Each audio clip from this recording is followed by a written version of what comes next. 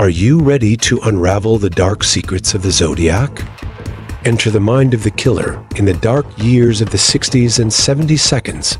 Something sinister and malevolent emerged from the shadows, casting a pall of terror over Northern California. It was a time when the nights seemed darker and fear lurked around every corner. The once peaceful, tree-lined streets now had an air of tension, as if the very air held dark secrets. Amidst this haunted scene, a name surfaced that would echo in every nightmare: Zodiac. It wasn't just a name, but a malevolent entity, a cold and calculating killer who brutally claimed the lives of 7 innocent people. His victims, caught off guard in moments of vulnerability, could never have foreseen the horror about to befall them. As bodies began to appear, a wave of dread swept through the population. But Zodiac wasn't content with just killing. He toyed with his victims and the authorities, sending cryptic letters that mocked the police's inefficacy and challenged the entire city. These letters contained bizarre ciphers, unknown symbols, and coded messages that seemed to come from the depths of hell itself. Imagine the anguish, the growing fear within the city.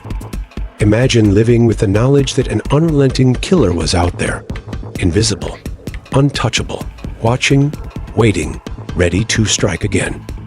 As the body count rose, the sense of helplessness and terror deepened. Who would be the next victim? When would he strike again?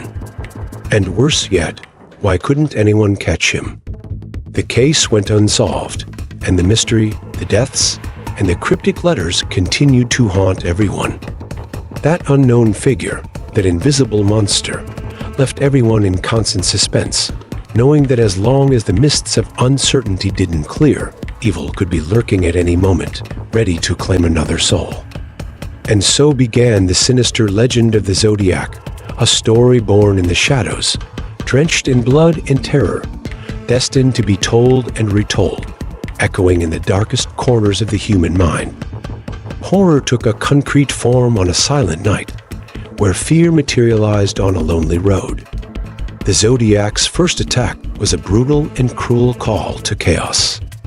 2 young people, Betty Lou Jensen and David Faraday, were enjoying a moment together, unaware that their lives were about to be snatched away.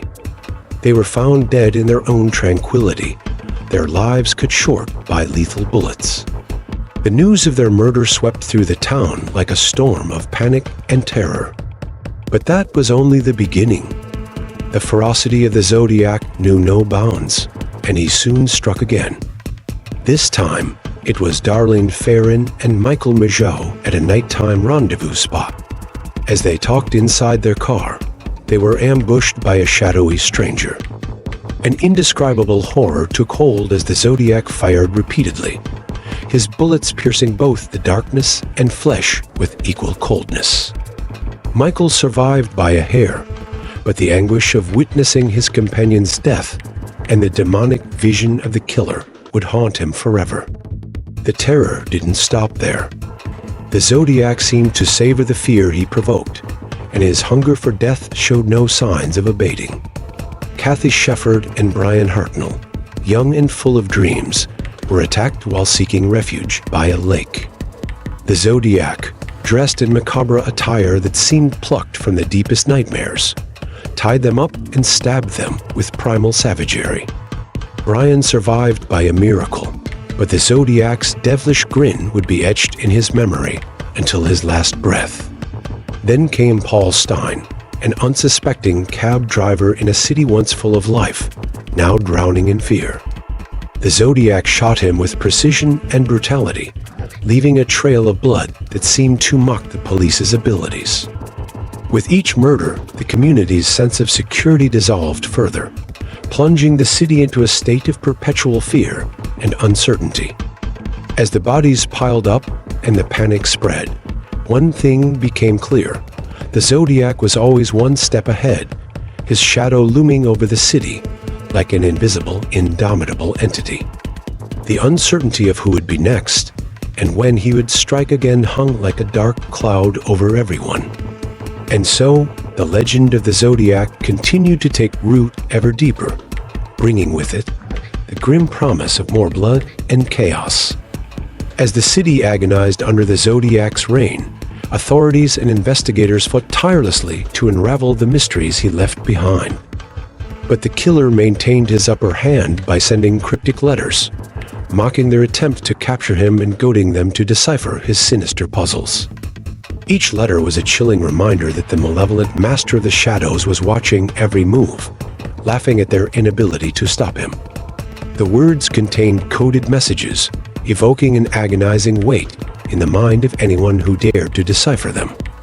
Complex cryptograms, obscure symbols, and twisted riddles challenged the courage and skill of the codebreakers, while the Zodiac reveled in the power and mystery his words carried.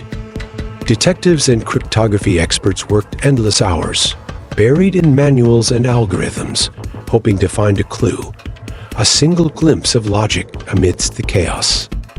And yet, the Zodiac seemed always one step ahead, keeping the city under his malevolent grip. One letter in particular stood out as a chilling reminder of the killer's detailed knowledge of his own crimes. He gave precise details of the victims and the methods used to take their lives, as if he were a demon whispering in their ears. The population couldn't escape the haunting sensation of being watched and manipulated by a force beyond human comprehension. As the Zodiac continued to send his enigmatic messages, the nights grew darker, the shadows seemed more menacing, and the city's heart pulsed with constant anticipation. Each letter received was a painful reminder that the Zodiac was out there, lurking in the darkness, a terrifying presence that couldn't be ignored. And so, the sinister dance between the Zodiac and those trying to stop him continued, with each letter sent serving as a reminder of the formidable adversary the city faced. The sinister game of cat and mouse was far from over, and the city remained haunted by the Zodiac's words and threats, inscrutable creatures emanating from the deepest darkness of the human soul. The city was engulfed in a spiral of paranoia and disbelief. Every citizen eyed their neighbors differently. Each person on the street could be the Zodiac in disguise. Schools were on alert, parks deserted, and homes that once were havens of safety now became fortresses against invisible enemies. Newspapers were saturated with chilling headlines, daily bringing new threats from the psychopath. Zodiac promises more deaths, terror warnings, and cryptograms. Each headline fed the population's thirst for fear. Journalists could barely keep up with the flood of letters and cryptograms arriving at their desks, feeling the weight of deciphering the killer's intentions. Meanwhile, investigators intensified their efforts to unravel the clues left by the Zodiac. After months of rigorous analysis, a team of cryptography experts finally cracked one of the encrypted messages. What they found was even more disturbing. The Zodiac boasted of his thirst for deaths and his desire to capture more souls for what he called slaves in the afterlife. The clarity of this revelation was a slap in the already anxious face of the public, evoking a sense of powerlessness in the face of the inexplicable. Detectives tried to connect all the dots, the letters, the crime scenes, the vague witness descriptions, but the Zodiac was like a ghost, always staying one step ahead.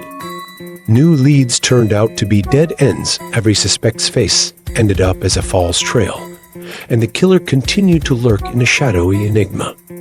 While all this unfolded, the Zodiac relished the panic he caused, sowing chaos. He enjoyed the horror show he created, like a malevolent director of a macabre play, relishing the alignment of his fearful audience. For him, it was more than just killing. It was a sinister choreography of power and fear. In one of his most sinister letters, the Zodiac specified dates, locations, and even brutal methods for his next crimes. The police mobilized desperately, increasing patrols, spreading undercover agents, while their minds remained on the edge. And then, when the expected didn't happen or occurred outside the proposed schedule, frustration and despair emerged.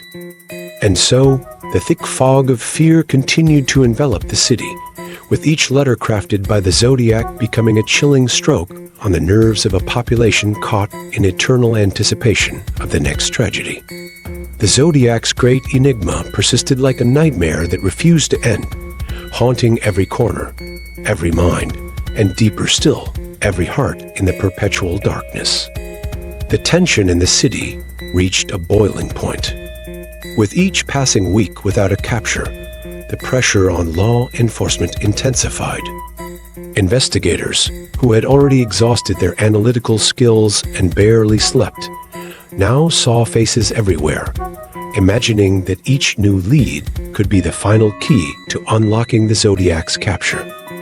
Within the stifling confines of the investigation rooms, crime maps were dotted with pins, forming patterns that only the criminal himself seemed to understand. His letters, full of mockery and riddles, continued to arrive, increasing the mental burden on those tasked with stopping him. He wrote like a predator toying with its prey, relishing every drop of confusion and fear he could distill. Investigators began to realize that the Zodiac was not just a serial killer, he was a master manipulator, an illusionist who loved playing mind games with everyone. He introduced new elements in his letters, like astrological diagrams and references to obscure literary works, turning the hunt for him into a perverse treasure hunt. Cryptographers, psychologists, and experts in criminal behavior all gathered to try to decipher the labyrinthine mind behind so much evil. Meanwhile, the local community felt the weight of this insane hunt. Parents forbade children from going out at night. Citizen groups formed their own patrols, and conspiracy theories spread like viruses through the already torn social fabric. The Zodiac's promises of more violence through his letters became a self-fulfilling prophecy. Each threat manipulated people's reactions, creating a tangible fear that only fueled his appetite for control and domination. The days were dark, and the nights were nearly unbearable. Prank calls to the police became routine, increasing frustration and feelings of powerlessness among law enforcement officers. At any whisper, at any suspicious movement of a shadow, panic erupted, reinforcing the idea that the Zodiac was all-powerful. The stalemate kept the city on edge. The Zodiac's psychological game was in full swing, and he knew how to use each letter, not only as a tool of terror, but also as a means to keep the story alive, a malevolent spell over everyone living under his specter. Even in moments of apparent calm, the feeling of being watched never dissipated, a constant reminder that the fight against the Zodiac was more mental than physical. And so, the Zodiac continued to play hide and seek with the lives and sanity of people. He didn't need to kill every day. His greatest feat was making the city feel dead with fear, stunned, and constantly on the verge of collapse. The War of Minds was his final arena, and on this dark stage, he remained the unquestionable master of psychological terror. Subscribe to the channel, hit the bell icon, and join us in this chilling investigation.